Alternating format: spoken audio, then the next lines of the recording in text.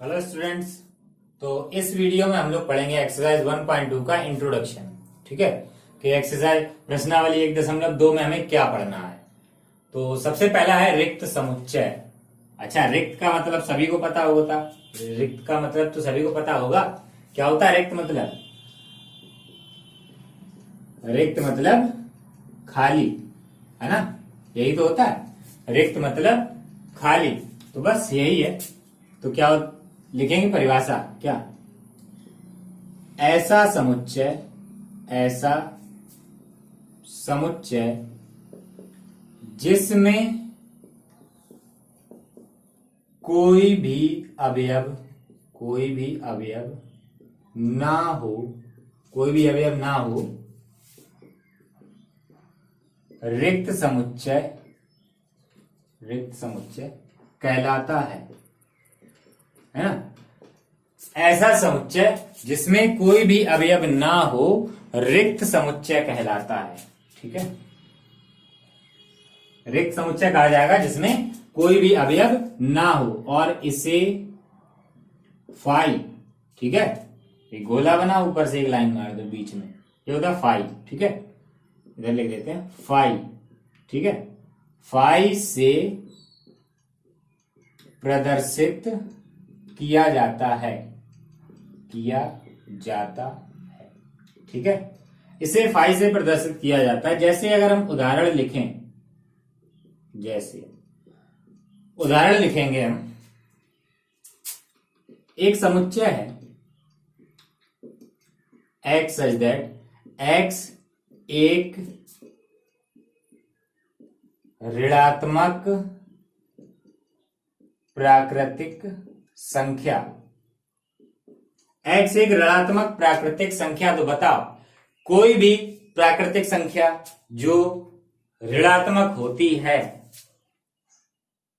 तो पहले प्राकृतिक संख्याएं लिखो। देखो प्राकृतिक संख्या कौन कौन सी? 1 2 3 4 5, 1 2 3। तो क्या इनमें से कोई माइनस की है? कुछ नहीं, तो हम इसमें क्या लिखेंगे? खाली। तो रिक्त समुच्चय, देखो रिक्त समुच्चय या तो ऐसे लिख दो, है ना, या इसे फाई बना दो। इक्वल आ गया फाई। फाई माने बिल्कुल खाली। इसमें देखो अवयवों की संख्या 0, अवयवों की संख्या 0 होती है इसमें। ठीक है, तो या तो ऐसे लिख दो या a बराबर लिख दो फाई, और ये दोनों एक ही बातें हैं। ठीक है, इसके अंदर कुछ नहीं लिखना। वही समुच्चय क्या होता है? अगर कोई अवयव आया, मान लो ये आ गया, तो हमने इसको ऐसे लिख दिया, है ना। जब कोई भी अवयव नहीं आया तो ऐसे लिखेंगे, ऐसा लिखो या फाई लिखो। ठीक है, तो देखते हैं एक और एग्जांपल। क्या? तो पहला था, दूसरा एग्जांपल देखते हैं कि x सच दैट x कक्षा 10 में पढ़ने वाला छात्र जो कक्षा 12 में पढ़ता है।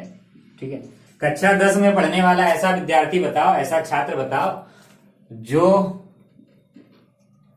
हाई स्कूल में भी है और इंटर में भी है। ऐसा हो सकता है क्या कि एक ऐसा छात्र जो 10 में पढ़ने वाला छात्र जो 12 में पढ़ता है? ऐसा हो सकता है क्या कि हाई स्कूल में भी पढ़े, इंटर में भी पढ़े, है ना? तो ये कुछ नहीं। और कैसे लिख सकते हैं? इक्वल 5। ठीक है, तो ये होते हैं रिक्त समुच्चय जिनमें कोई भी अवयव ना आए, वो रिक्त समुच्चय। ठीक है, तो वीडियो पॉज करके नोट करो, फिर देखते हैं अगला क्या है।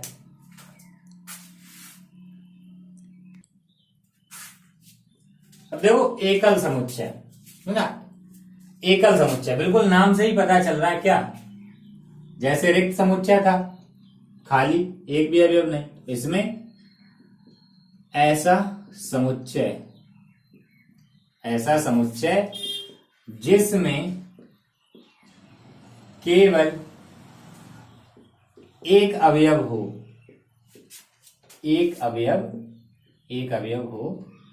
एकल समुच्चय कहलाता है। एकल समुच्चय कहलाता है। और इसके लिए कोई विशिष्ट अक्षर नहीं है जिससे इसे प्रदर्शित किया जाए। जैसे व्यक्त के लिए फाई होता है, इसके लिए ऐसा कुछ नहीं। जैसे हम जनरली ए बी सी से व्यक्त करते हैं समुच्चयों को, इसको भी वैसे ही करेंगे। देखो इसमें अवयवों की संख्या कितनी होगी? अवयवों की संख्या 1। ध्यान रहे एक से ज्यादा अवयव नहीं होने चाहिए। तो उदाहरण लिखें। पहला, ए बराबर एक्स सच दैट एक्स एक सम अभाज्य संख्या। सम भी हो और अभाज्य भी हो, सम भी हो और अभाज्य भी हो। तो देखो सिर्फ अभाज्य संख्याएं लिखो, 2 3 5 7 11 है ना, ये होती है अभाज्य। और सम 2 4 6 8 है ना। तो सम और अभाज्य मतलब जो दोनों में एक ऐसी संख्या जो दोनों में रखी है वही है समअभाज्य संख्या, है ना। तो क्या आएगा? सिर्फ 2। ठीक है, 2 आ गया।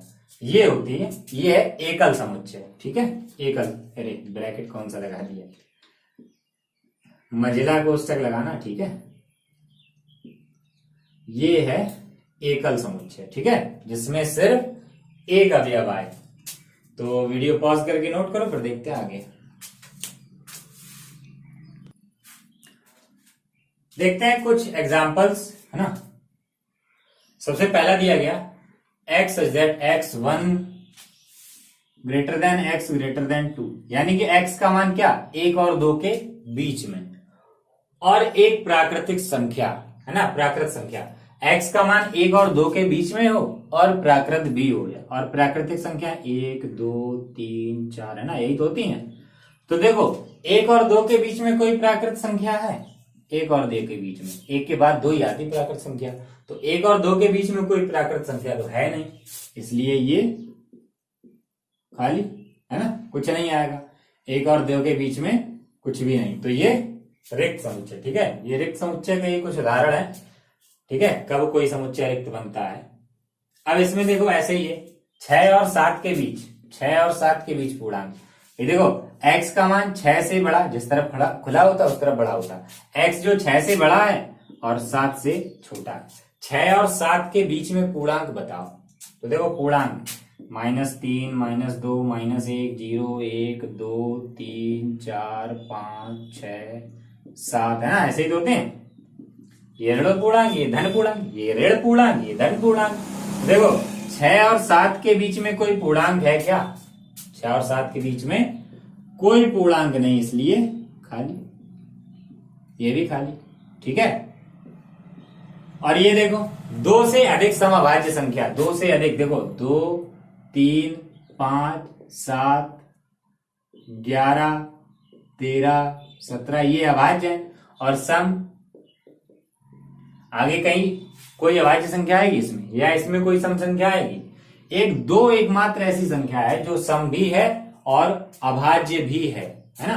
2 एकमात्र ऐसी संख्या है जो सम है और अभाज्य भी है। ठीक है, लेकिन इसमें कहा गया कि संख्या 2 से बड़ी भी हो और सम भी हो। एक मिनट, पूरा लिखा नहीं शायद मैंने। 2 से अधिक सम अभाज्य संख्या लिखा, अभाज्य, अभाज्य संख्या। तो संख्या 2 से बड़ी भी हो और अभाज्य भी हो। 2 से बड़ी संख्या जो सम भी हो और अभाज्य, सम अभाज्य दोनों एक साथ होनी चाहिए। जैसे कि 2 है, सम भी है अभाज्य भी है। क्या 2 से बड़ी ऐसी कोई संख्या है जो सम भी हो और अभाज्य भी हो? तो ऐसी कोई संख्या नहीं, इसलिए ये भी खाली, रिक्त समुच्चय। ऐसा ही है, देखो क्या, x² = 4 और कहा गया x विषम है। भाई वर्गमूल ले लो, क्या आएगा? +-2 और 2 सम है ना, इसका वर्गमूल सम है, तो ये खाली। भाई विषम आता है कुछ तो हम लिखते, विषम तो आया नहीं, इसलिए ये सम, और ये रिक्त समुच्चय हो गया। ठीक है, वीडियो पॉज करके नोट करो, फिर देखते हैं अगला।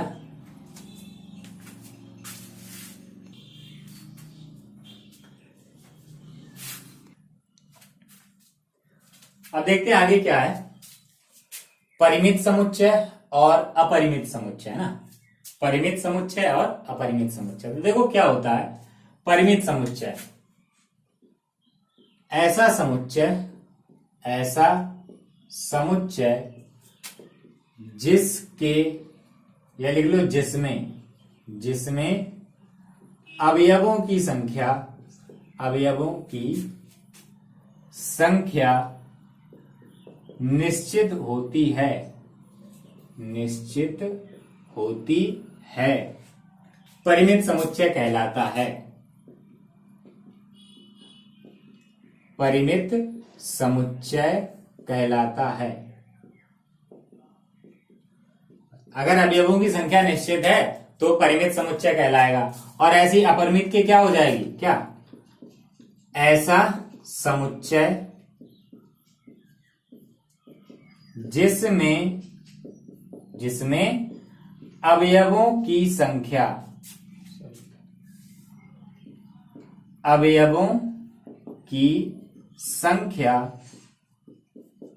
निश्चित नहीं होती है,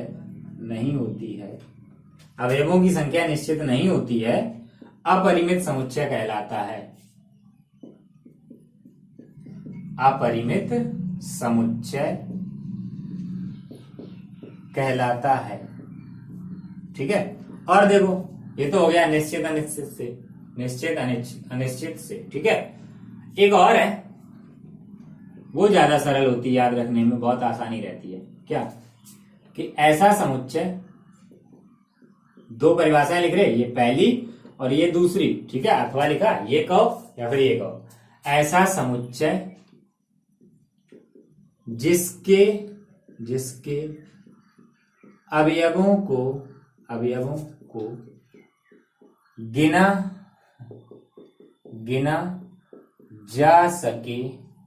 जा सके, है ना। ऐसा समुच्चय जिसके अवयव हम लोग गिन लें, है ना, परिमित समुच्चय कहलाता है। परिमित समुच्चय कहलाता है।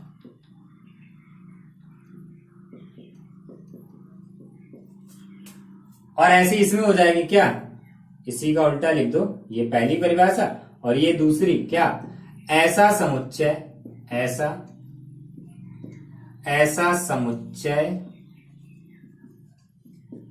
जिसके अवयवों की संख्या को गिना ना जा सके, है ना। ऐसा समुच्चय जिसके अवयवों की संख्या को गिना ना जा सके, अपरिमित समुच्चय कहलाता है। बस हो गया।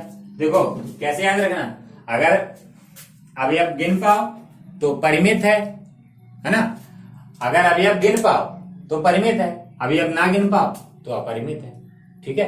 देखते हैं इस पे कुछ एग्जांपल। उससे पहले वीडियो पॉज करके नोट करो। देखते हैं एग्जांपल नंबर 6।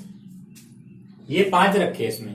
और एक चीज देखो, सभी में क्या लिखा, सभी में x बिलोंग्स टू n लिखा, यानी कि ये जो भी आएंगे इनमें सबकी सब प्राकृतिक संख्याएं आएंगी।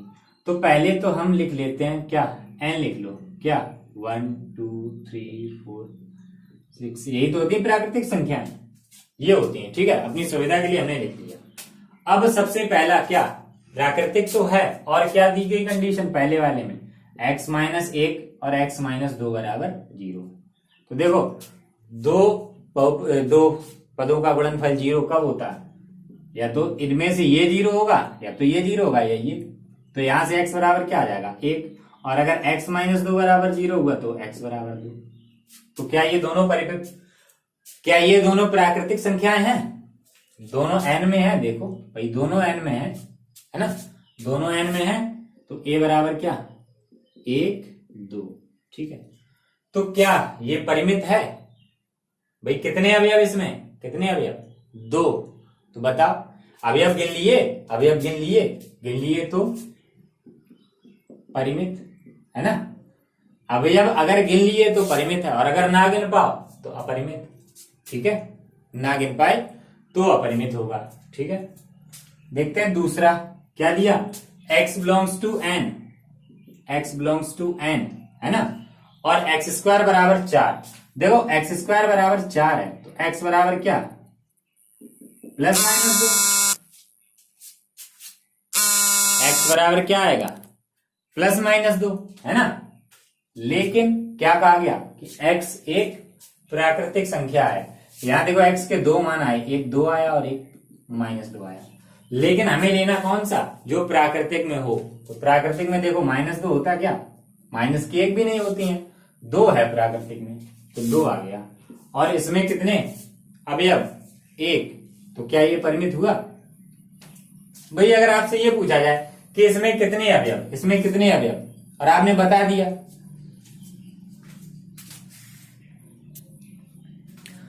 आपने बता दिया कि 1 है, 2 है, 5 है, 10 है, 100 है ना, जितने भी हो, अगर आपने बता दिया कि 1 इसमें है, बस बता दिया तो परिमित, है ना, बता दिया तो परिमित है, ना बता पाए तो अपरिमित, ठीक है। और देखो इसमें एक अवयव है तो ये कौन सा हुआ, एकल समुच्चय, है ना, एक अवयव है तो एकल समुच्चय। अब देखते हैं तीसरे में क्या, 2x माइनस 1 बराबर 0, 2x माइनस 1 बराबर 0, तो यहां से x का मान निकालो, एक उधर जाएगा प्लस का, x बराबर 1/2। क्या 1/2 प्राकृतिक संख्या है, क्या 1/2 प्राकृतिक संख्या है। देखो इसमें प्राकृतिक में रखा क्या, नहीं है, यानी कि c बराबर क्या आया, 5, खाली। अब आए फंसे, अब बताओ c परिमित है या परिमित है। चलो क्वेश्चन किया गया कि ये बताओ कि इसमें कितने अवयव, 5 में कितने अवयव, 5 में अवयवों की संख्या 0। अच्छा ये पता है कि नहीं है, जैसे हमें पता है कि इसमें कितने अवयव, 1, हमें पता है कि 1 है, इसमें पता है कि 2 हैं, ऐसे इसमें पता है कि कितने अवयव, 0 अवयव है, मतलब 1 भी नहीं, मतलब 0 अवयव है। तो क्या ये हुआ, देखो अगर पता है परिमित है, अगर नहीं पता तो अपरिमित है ना। तो हमें इसमें पता है कि कितने अवयव, 1 भी नहीं, जब 1 भी अवयव नहीं तो क्या हुआ, परिमित, ठीक है। हमें पता है कि अवयवों की संख्या क्या, 0 है, अगर अवयवों की संख्या 0 है तो परिमित है। पहले पता चल गया ना, पता चल गया कि अवयवों की संख्या 0 है तो परिमित है। अब देखो अगला देखो, x बिलोंग्स टू n और x एक अभाज्य संख्या, अभाज्य संख्याएं लिखो, 2 के बाद 3, 5, 7, 11, है ना, 13, ऐसे लिखते जाओ, कितनी लिखोगे, है ना, कितनी लिखोगे। तो अगर हम इस समुच्चय को लिखना शुरू करें तो देखो 2, 3, 5, 7, 11, 13, आगे 17, 19, है ना, 23, 29, 31, तो लिखते चले जाओ। ऐसे कितनी लिखोगे इस समुच्चय में, गिनो कितनी संख्याएं आएंगी, जितनी लिखोगे फिर एक आगे और बढ़ जाएगी, है ना, जितनी बताओगे उससे आगे एक और बढ़ जाएगी, एक तो एक बढ़ती जाएगी, है ना। तो इसमें नहीं पता, अब पूछा गया आपसे कि बताओ इसमें कितने अवयव हैं, गिनो, ये डॉट डॉट लगा मतलब अनंत, है ना। इसमें हमने कहा कि हमें नहीं पता, और जब कह दिया नहीं पता तो अपरिमित, जब ये कह दिया कि नहीं पता तो अपरिमित। और यहाँ क्या था कि हमें पता है कि 0 है अवयवों की संख्या, इसमें अवयवों की संख्या नहीं पता, इसमें पता है 0, अगर पता है तो परिमित, नहीं पता तो अपरिमित, बिल्कुल सरल, ठीक है। अगर पता है तो परिमित है और अगर नहीं पता तो अपरिमित। तो अब देखते हैं लास्ट क्या दिया गया, x बिलोंग्स टू n, प्राकृतिक तो है ही है, और x एक विषम संख्या है तो विषम लिखो, 1, 3, 5, 7, 9, 11, है ना, ऐसे लिखते चले जाओ। तो इसमें क्या होगा, 1, 3, 5, 7, 9, और ऐसे ही आगे लिखते चले जाओ। तो इसमें अवयवों की संख्या पता है, नहीं पता तो अपरिमित, ठीक है। और अपरिमित की एक सबसे बढ़िया पहचान होती है कि इसके लास्ट में 3 डॉट मिलेंगे, 3 डॉट लगे होंगे, ठीक है। ये भी ध्यान रखना कि लास्ट में ही 3 होंगे, बीच में अगर कहीं हो गए तो परिमित है। अपरिमित की सबसे बढ़िया पहचान होती है कि देखो ये अपरिमित, इसमें भी 3 डॉट लगे लास्ट में, ये भी इसमें भी 3 डॉट लगे, अपरिमित हो गया। लेकिन मान लो कोई समुच्चय अगर ऐसा दे दिया गया 1 2 3 और बीच में लगे 3 डॉट, आगे लिख दिया 1000। अब देखो यहां से चल रही गिनती 1 2 3 और 1000 तक है, मतलब इसमें कितने अवयव हुए? अवयव कितने हो गए?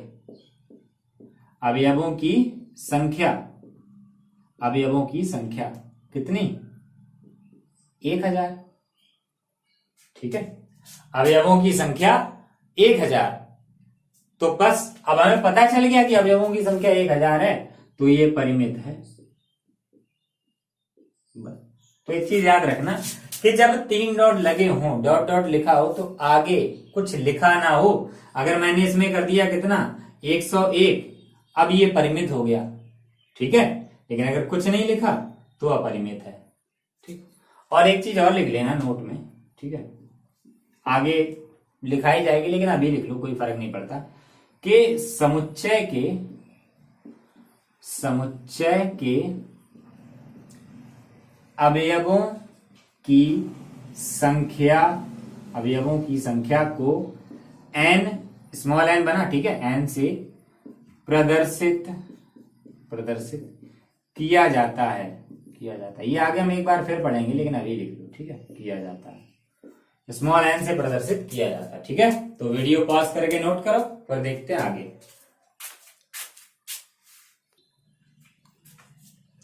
अब देखते हैं अगला है समान समुच्चय। समान समुच्चय तो देखेंगे समान समुच्चय, दो समुच्चय ए और बी समान कहलाते हैं यदि उनमें तथ्यता समान अवयव हों, और हम लिखते हैं ए बराबर बी, अन्यथा असमान होते हैं और हम लिखते हैं ए बराबर नहीं है बी के, ठीक है। तो देखो एग्जाम्पल से समझते हैं, बिल्कुल साफ है। जैसे एक समुच्चय दिया गया ए, 1 2 3 4, एक दिया गया बी 2 4 3 1। तो देखो क्या ये समान है? क्या लिखा? तथ्यता समान अवयव हो, दोनों में एक जैसे अवयव होने चाहिए, बिल्कुल एक जैसे। तो देखो क्या दोनों में एक जैसे हैं? 1 2 2 4 3 5 3 3 1 4, क्या दोनों में एक जैसे हैं? नहीं, किसे लग रहा नहीं है? ये हैं। देखो पहले ही मैंने बताया था कि समुच्चय में अवयवों के क्रम का कोई महत्व नहीं है, कैसे भी लिखो आगे पीछे करके। हमने चाहा तो बी को हम ऐसे लिख लेंगे, एक सबसे पहले 2 3 4 सीरियल में लिखो, कैसे भी लिखो, है ना। तो अवयव एक जैसे होने चाहिए सबके सब। तो देखो इसमें एक है, 2 है, 3 है, 4 है, यानी कि ए बराबर बी है। लेकिन अगर हम यही ऐसा करें कि एक अवयव, एक समुच्चय सी 3 4 5 और एक समुच्चय डी कर दिया 2 4 5, तो देखो 3 इसमें मिला नहीं मिला, पहले ही वाला नहीं मिल रहा भाई, इसके वाले मिला लो, 2 मिला नहीं मिला, 4 5 मिल रहे, ठीक है। लेकिन अगर एक भी अवयव गया, मिसिंग है, कोई भी रह गया, तो वो बराबर नहीं है, ठीक है। ये होता समान समुच्चय कि दोनों में बिल्कुल एक ही जैसे अवयव लिखे हों, दोनों बिल्कुल।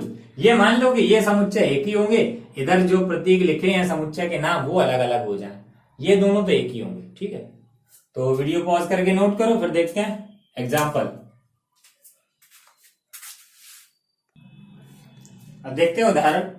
दो समुच्चय दिए गए, एक एक्स शब्द अलॉय के अक्षरों का समुच्चय और बी समुच्चय है शब्द लॉयल के अक्षरों का समुच्चय। इन दोनों के अक्षरों का समुच्चय बनाओ। लिखो क्या? A L L O Y, है ना। देखो एक चीज क्या कि समुच्चय में अक्षरों के समुच्चय में अवयवों के क्रम का कोई महत्व नहीं होता है, यानी कि क्रम निश्चित नहीं होता, कैसे भी लिखो। और दूसरी बात क्या कि किसी भी अवयव की पुनरावृत्ति नहीं होती है, कोई भी एक से ज्यादा बार नहीं आएगा, तो एल हम 2 बार नहीं लिखेंगे। तो लिखो बी, ऐसी बी देखो क्या एल ओ वाई ए, बस एल लिखा हुआ है। तो अब देखो क्या पहले वाले से मिलाओ, ए है, एल है, ओ है, वाई है, तो मिल गए एक्स बराबर बी, ठीक है। तो ये तो वीडियो पॉज करके नोट करो, और वीडियो पसंद आई हो तो वीडियो को लाइक जरूर करें। चैनल पे नए हो तो चैनल को सब्सक्राइब करें।